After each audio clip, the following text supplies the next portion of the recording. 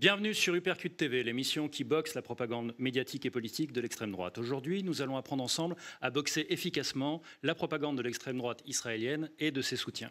On commence avec le premier round, l'actualité.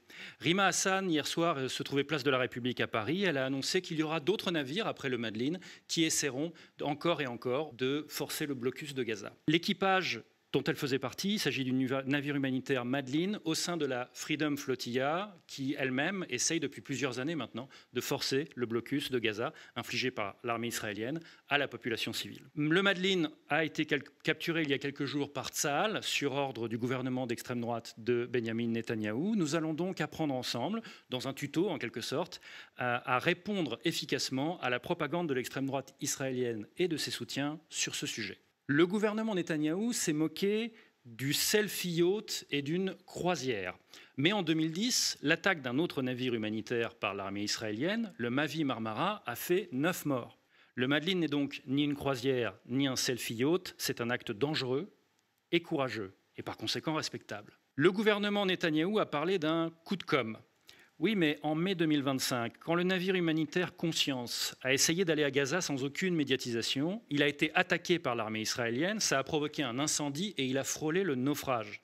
Tout médiatisé, tout filmé, avoir les célébrités Greta Thunberg et Rima Hassan à bord, c'est justement ça qui a protégé le Madeleine d'un tel niveau de violence. Le gouvernement Netanyahou dit que les eaux territoriales de Gaza sont un territoire israélien. C'est complètement faux. Ça passe inaperçu d'ailleurs de dire voilà, c'est le territoire israélien, ces eaux-là. Mais non, Gaza n'est pas un territoire israélien. C'est un territoire palestinien qui subit un blocus illégal. C'est pas moi qui le dis, c'est la Cour pénale internationale. L'armée israélienne, elle empêche l'aide humanitaire d'arriver aux civils de Gaza. C'est d'ailleurs pour ça qu'il y a des navires humanitaires qui essayent de forcer le blocus. Et le fait d'empêcher l'aide humanitaire d'arriver aux civils dans une zone de guerre, c'est un crime de guerre. C'est ce que dit en tout cas le statut de Rome de la Cour pénale internationale dans son article 8. L'armée israélienne a capturé l'équipage du Madeleine. C'était dans les eaux internationales et non pas en Israël. Et c'est donc littéralement un acte de kidnapping. L'équipage du Madeleine, rappelons-le, n'a commis aucun délit. Au contraire, c'est Israël qui a commis un délit en empêchant ce navire humanitaire d'aller aider les civils de Gaza, ce qui, je le rappelle, constitue un crime de guerre. Alors, ça a été énormément commenté. L'armée israélienne s'est filmée en train de donner des sandwichs et de l'eau à l'équipage du Madeleine. C'est vrai, ils l'ont fait. Mais ensuite, les captifs ont été privés de nourriture et d'eau pendant 16 heures. Et ils ont subi, on l'a appris récemment, des actes de maltraitance par privation de sommeil. Israël n'a relâché que les captifs qui ont signé un texte, dans un premier temps, reconnaissant qu'ils allaient entrer illégalement sur le territoire d'Israël. Ce qui est faux, on le répète, Gaza n'est pas un territoire israélien, c'est un territoire palestinien occupé. C'était donc du chantage sur des captifs. Vous ne serez libérés que si vous signez un document qui reconnaît que Gaza serait un territoire israélien. Et ceux qui ont refusé de signer, dont Rima Hassan, ont été maintenus prisonniers parce qu'ils n'ont pas cédé au chantage. Cela dit, le gouvernement Netanyahou a fini par les relâcher. Donc ils ont sans doute eu raison de ne pas signer. Voilà, maintenant vous savez quoi répondre à la propagande de l'extrême droite israélienne sur ce sujet.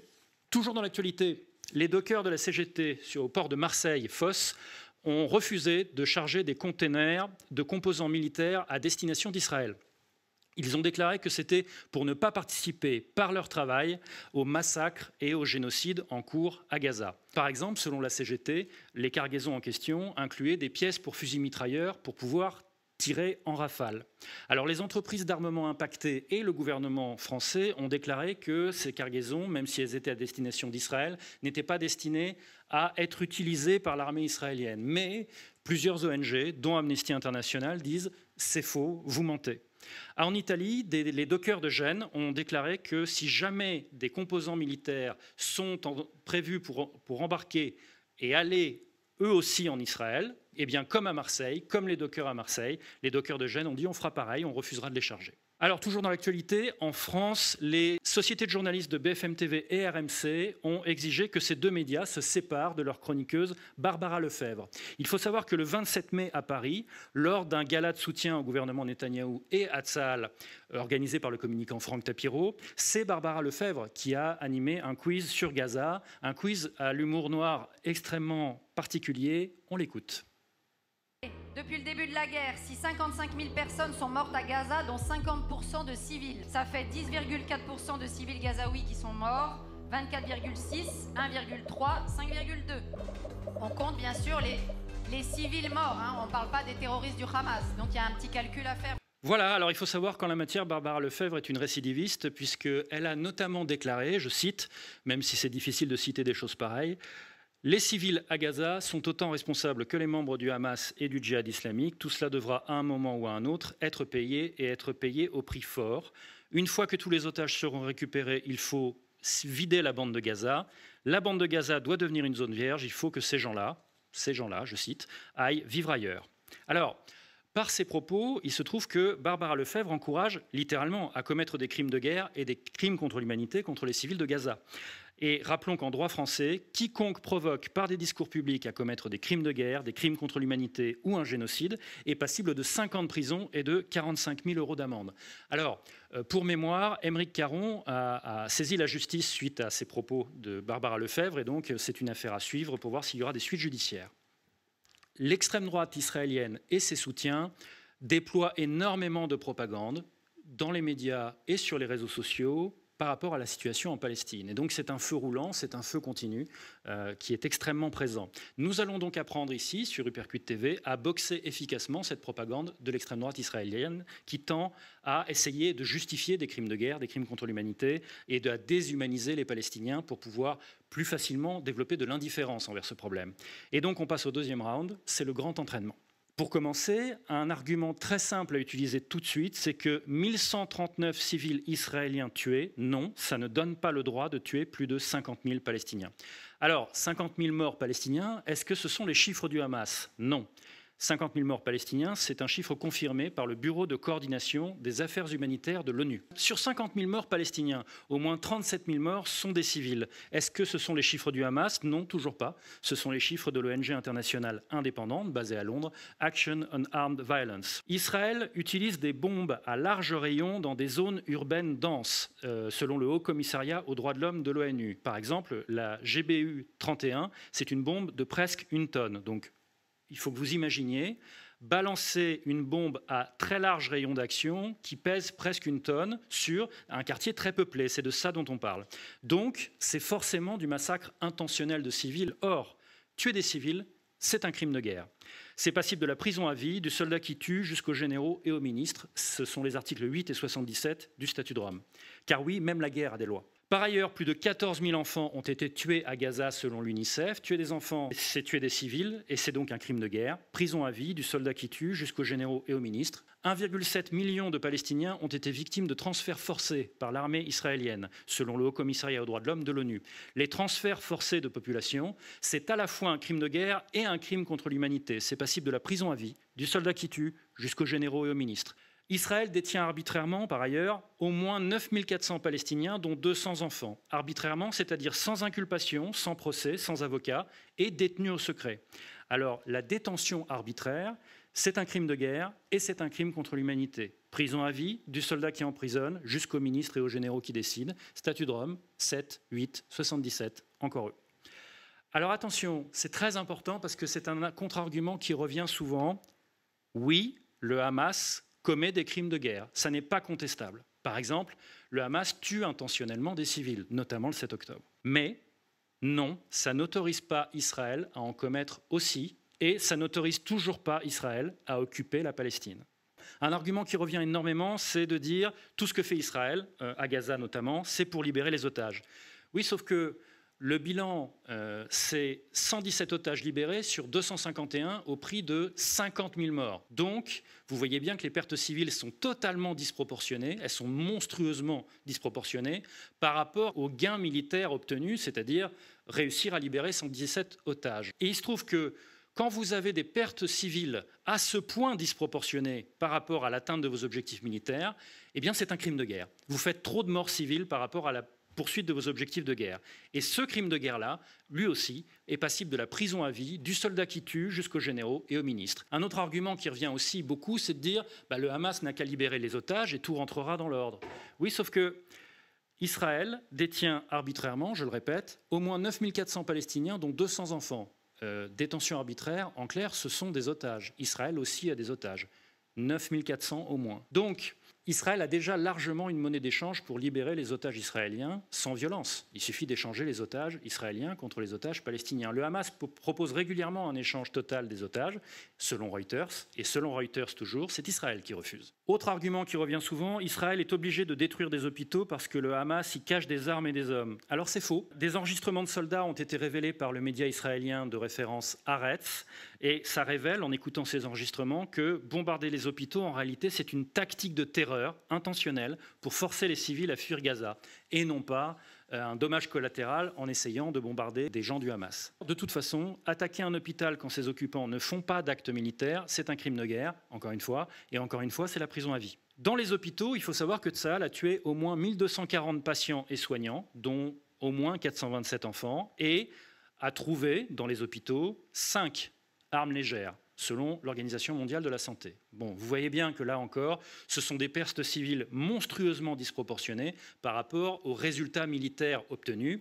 Et donc, là encore, le fait de faire tellement de morts civiles pour obtenir comparativement un résultat militaire si faible, c'est un crime de guerre passible de la prison à vie, articles 8 et 77 du statut de Rome. 94% des hôpitaux de Gaza ont été détruits ou gravement endommagés, selon l'Organisation mondiale de la santé. C'est encore un crime de guerre, c'est encore passible de la prison à vie. 80% des attaques sur des hôpitaux ont eu lieu sans preuve d'activité hostile du Hamas, selon le Haut Commissariat aux droits de l'homme de l'ONU. C'est très important parce que c'est un argument qui revient tout le temps. L'argument « les civils sont tués parce que le Hamas s'en sert comme bouclier humain ». Sauf que 45% des munitions de Tsahal, ce sont des bombes, entendez-moi bien, non guidées, et qui sont balancées, en étant non guidées, dans des zones urbaines densément peuplées. Et ça, cette façon de procéder, selon l'ONG Action Against Armed Violence que je citais tout à l'heure, ça explique 90% des victimes civiles. Donc, 90% des victimes civiles, je le répète, c'est Tsahal qui balance des bombes non guidées dans des zones urbaines densément peuplées. En clair, Tsahal bombarde dans le tas. Donc vous ne pouvez pas parler de bouclier humain du Hamas quand vous êtes en train de bombarder dans le tas des quartiers très fortement peuplés de civils. Le simple fait que 74% des Palestiniens tués à Gaza soient des civils, c'est la preuve que Tsahal, de manière générale, tire dans le tas. Et donc, c'est la preuve que l'argument des boucliers humains du Hamas est un argument faux. 34% des enfants tués à Gaza ont été tués dans leur foyer, selon l'UNICEF. Alors, qu'est-ce que ça veut dire? Ça veut dire que ces enfants n'étaient pas des boucliers humains, puisqu'ils étaient chez eux.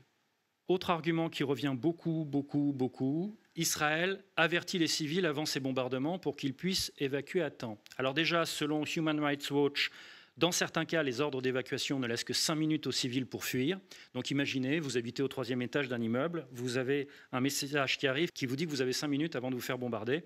Vous imaginez la suite. Par ailleurs, de toute façon, les zones d'évacuation sont elles-mêmes bombardées, selon le Haut Commissariat aux droits de l'homme de l'ONU. Les avertissements par SMS ou sur les réseaux sociaux, car souvent Tsahal avertit par SMS ou sur les réseaux sociaux, eh bien, ça ne marche pas, tout simplement parce qu'Internet est déjà KO à Gaza. De surcroît, les fameuses frappes préventives non létales pour pouvoir prévenir par une frappe qu'on va bientôt frapper pour détruire, eh bien ces frappes préventives d'avertissement, soi-disant, elles font des morts aussi, y compris des enfants, selon Le Monde. Un argument qui revient aussi, c'est de dire Israël donne de l'aide humanitaire aux civils palestiniens, donc il n'y a pas besoin de toute la Freedom Flotilla. C'est faux. En réalité, Israël entrave délibérément l'aide humanitaire. C'est ce qu'affirme en tout cas le jugement de la Cour internationale de justice des Nations Unies sur ce sujet. Et puis, tout simplement, Israël a interdit à l'UNRWA, agence de l'ONU pour les réfugiés palestiniens, de travailler en Palestine. Il y a eu tout simplement un blocus total de l'aide humanitaire du 2 mars 2025 au 25 mai 2025, selon Médecins sans frontières. Donc, si Israël est censé fournir de l'aide humanitaire, pourquoi au juste ils ont fait un blocus total pendant plusieurs mois? De plus, en mai 2025, il y a eu au total 17 camions d'aide par jour autorisés, c'est-à-dire 30 fois moins que nécessaire selon l'ONU. À cela s'ajoute le fait qu'Israël a refusé 95% des demandes d'entrée de matériel médical, selon un collectif de 35 ONG présentes sur le terrain. Autre argument qui revient beaucoup, il ne faudrait pas laisser passer l'aide humanitaire parce que le Hamas détourne l'aide humanitaire. Oui, sauf que, selon Reuters, c'est Israël qui bloque 85% des camions d'aide. Par ailleurs, selon le Haut Commissariat aux droits de l'homme de l'ONU, il n'existe aucune preuve de détournement systématique par le Hamas. Selon la Cour internationale de justice des Nations Unies, il se trouve tout simplement que Israël utilise la famine comme arme de guerre. Israël affame les Gazaouis pour remplir plus facilement ses objectifs de guerre sur ce territoire. Et ça, c'est un crime de guerre. Venons-en maintenant à des arguments plus larges sur la justification de ce que fait Israël à Gaza. Il y a le fameux argument « toute cette terre, c'est la terre des Juifs », y compris donc Gaza. Ça, c'est l'argument « cette terre est à nous parce qu'on était là avant, à l'époque des premiers Israélites ». Oui, mais les Philistins, les fameux peuples de la mer, ils sont arrivés en même temps que l'apparition des premiers Israélites et ils venaient de Grèce et de Turquie. Alors, question très simple, en appliquant son propre raisonnement, l'État d'Israël doit-il partager son territoire avec les Grecs et les Turcs? Attention, si vous répondez non, vous admettez que le droit historique sur cette terre, en fait, ça n'existe pas. Par ailleurs, un argument qui revient souvent, c'est « dans l'histoire, il n'a jamais existé de nation ou d'État de Palestine ». Alors, en fait, cet argument, quand on sait ce que c'est qu'une nation, cet argument est idiot. Une nation, c'est une communauté humaine qui croit qu'elle existe en tant que nation. Les Israéliens juifs, ce sont tout simplement des juifs qui croient que la nation israélienne existe et qu'ils en font partie. Eh bien, les Palestiniens, ce sont des Arabes qui croient que la nation palestinienne existe et qu'ils en font partie. Une nation, c'est une religion civile, c'est une croyance collective en un destin commun. Et donc dire qu'une nation n'existe pas, c'est en soi absurde à partir du moment où la communauté humaine existe et dit qu'elle existe. Le fameux argument « les Palestiniens et les pays arabes sont responsables de la situation parce qu'ils ont refusé le plan de partage de l'ONU de 1947 alors qu'Israël était d'accord », cet argument-là, il est faux. Il est mensonger. Israël a déclaré son indépendance sur 78% de la Palestine mandataire de l'époque des Britanniques. C'est largement au-delà des 55% proposés par l'ONU. Donc Israël, dans sa déclaration d'indépendance, déjà, ne suit absolument pas le plan de partage. Ce n'est pas vrai. Par ailleurs, en 1947, il n'existait pas d'équivalent palestinien de l'Agence juive, qui était l'organisation qui a structuré l'État d'Israël jusqu'à la proclamation de l'indépendance. Donc, les Palestiniens, faute d'avoir leur équivalent de l'agence juive, ils n'ont jamais pu se prononcer sur ce plan de partage. Donc dire « les Arabes en ont pas voulu », excusez-moi, les Palestiniens n'ont jamais été consultés à l'époque. De plus, s'ils avaient pu être consultés, de toute façon, il était légitime de refuser le plan de partage puisqu'il était injuste. Il ne laissait que 45% de la terre aux Palestiniens alors qu'ils représentaient les 2/3 de la population. De plus, en 1947, on l'oublie et on n'en parle jamais, les pays arabes ont proposé un État binational, donc un État avec 2 nationalités, où les Juifs et les Palestiniens auraient eu des droits égaux. Et c'est l'agence juive qui a refusé à l'époque. Un argument pour essayer de défendre Israël, c'est de présenter l'État d'Israël comme une démocratie dans laquelle les Arabes israéliens seraient heureux et bien traités. C'est le fameux argument « il n'y a pas d'apartheid en Israël ». Eh bien si, et voici 3 preuves parmi beaucoup d'autres. Première preuve, les réfugiés palestiniens sont exclus de la citoyenneté israélienne alors qu'elle est accordée automatiquement aux juifs immigrés. En clair, des gens qui sont nés sur cette terre ou qui sont des descendants immédiats de gens nés sur cette terre n'ont pas droit à la citoyenneté israélienne juste parce qu'ils sont palestiniens. Et pendant ce temps-là, des juifs immigrés qui ne sont pas nés sur cette terre ou qui ne sont pas non plus des descendants de gens qui sont nés sur cette terre il y a quelques générations à peine, eux par contre ils y ont droit automatiquement. Et ça, ce 2 poids 2 mesures, ça s'appelle l'apartheid. Autre exemple, les Palestiniens de Cisjordanie et de Gaza, simplement parce qu'ils sont palestiniens, s'ils épousent des citoyens israéliens, eux, ils n'ont pas droit au regroupement familial. Ce 2 poids 2 mesures, c'est un régime d'apartheid. Et exemple encore plus simple et encore plus évident, en Cisjordanie, les Palestiniens, uniquement parce qu'ils sont palestiniens, ils sont soumis aux droits militaires. Et pendant ce temps-là, les colons juifs en Cisjordanie, eux, ils sont soumis aux droits civils. Donc selon que vous êtes palestinien ou un colon juif, vous n'êtes pas soumis au même système judiciaire. Et ça, j'allais dire, c'est la définition pure et parfaite d'un régime d'apartheid. Une affirmation qui existe très souvent, c'est de dire « ceci n'est pas un génocide ». Le génocide, selon la Convention sur le génocide, Convention internationale, dans son article 2, et selon le statut de Rome de la Cour pénale internationale, dans son article 6, le génocide, c'est le meurtre de membres du groupe, en l'occurrence les Palestiniens, atteinte grave à l'intégrité physique ou mentale, soumission intentionnelle à des conditions d'existence qui vont détruire physiquement des membres du groupe, et transfert forcé de population. Eh bien, selon des rapports à la fois de l'ONU, d'Amnesty International et du comité spécial de l'ONU, les actes commis par Israël à Gaza, oui, remplissent les conditions de définition du génocide. Un point qui est beaucoup débattu, c'est de dire « ok, il y a peut-être beaucoup de Palestiniens qui meurent ou qui sont soumis à des conditions qui portent gravement atteinte à leur intégrité physique et d'autres critères sont sans doute remplis, mais Il n'y a pas de preuve d'une intention de détruire les Palestiniens en tant que groupe humain, et donc ça n'est pas un génocide parce qu'il n'y a pas d'intention de génocider.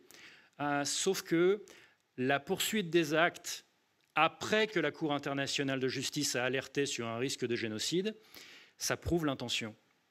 En d'autres termes, quand la Cour internationale de justice dit à l'État d'Israël « Attention, si vous continuez, ça donne un génocide », le simple fait que l'État d'Israël continue ce que la Cour internationale de justice lui a dit d'arrêter prouve l'intention de génocider. Amnesty International, par ailleurs, il faut bien le comprendre, a recensé au moins 102 déclarations, donc plus depuis en réalité, de responsables gouvernementaux et militaires israéliens qui déshumanisent les Palestiniens, qui appellent à des actes génocidaires ou à d'autres crimes de guerre, crimes contre l'humanité, ou qui les justifient. Et ça, comme on parle y compris de membres du gouvernement israélien, ça prouve l'intention, et donc ça prouve qu'on est bien à faire un génocide. Voilà.